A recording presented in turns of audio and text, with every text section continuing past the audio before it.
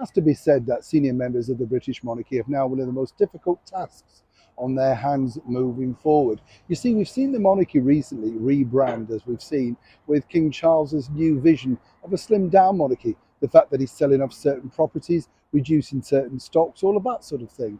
But the biggest thorny problem is one very close to him, and more importantly, close to his heart.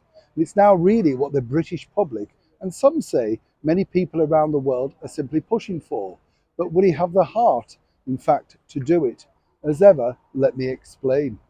Hi, good morning. Nice to see you. Hope you're well today. And as ever, nice to have your company. By the way, who remembers Kiss, the rockers from the 70s? Remember that? With all the big war paint? Well, amazingly, Gene Simmons, one of the members of that supergroup Kiss, popped into the House of Commons, that's right, Parliament, the other day, unexpectedly to see exactly how British Parliament operated. But that was an eye-opener for him.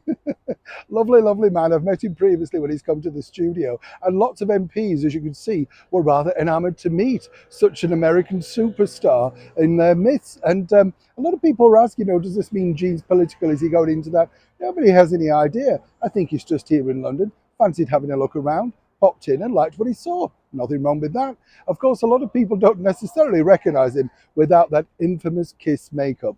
What a star, though. Back as ever to your breaking roll story of the day. Serious stuff, this, because as we've seen over the last couple of days, Prince Harry, as he likes to be known, and I think this was really telling, don't you, that when he got there eventually and was asked how he would like to be addressed, he didn't say the Duke of Sussex or simply call me Harry. It was very much His Royal Highness Prince Harry, really cementing the fact that he wanted to be known for what he believes is his birthright, which in some respects it mainly is. But of course, he's gone and thrown all of that away over the last few years in his quest for independence, reform, life of service, whatever you want to call it, continually running down the members of his family that have been so supportive, so loving, and so welcoming over the years. But now this is the new problem for our brand new king as such, His Majesty King Charles III, alongside the Prince and Princess of Wales. You see, the public's growing resentment, particularly in this escalating cost of living crisis, pushes the Republican idea further and further forward. And the problem that you have in a situation like that is there you have one person from the inside that knows exactly how the whole operation works and is basically saying, I don't like it, I didn't want to be in it, couldn't wait to escape, it wasn't for me. Nobody wants to be king or queen. You get the picture. So it makes them look like they're simply in it for the money rather than the dedicated life of service that most of us with brains understand and know.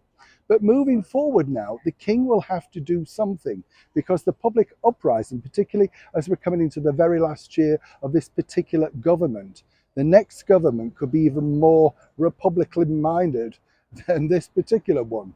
And that's going to create a lot of problems. As we've seen also, certain areas in the Commonwealth may relinquish their ties to King Charles. This cannot have helped with Prince Harry blabbing away at every 2 minutes claiming what a dysfunctional and hard family, seemingly, they were. Taking to the stand this week in a royal court of law, His Majesty's government will have done nothing to ease the pain. People now over here in the United Kingdom, according to recent polling, would like all titles stripped away from the Duke of Sussex, Prince Harry, alongside his wife Meghan Markle, simply only being allowed to trade as Mr. or Mrs. Windsor. Now, as we saw recently, Prince Harry basically said, what good would that do if he took the titles away? He's not going to give up without a fight and could actually, in fact, fall out big time, if that was possible, with King Charles, because he could simply refuse not to be known as that and carry on using his title.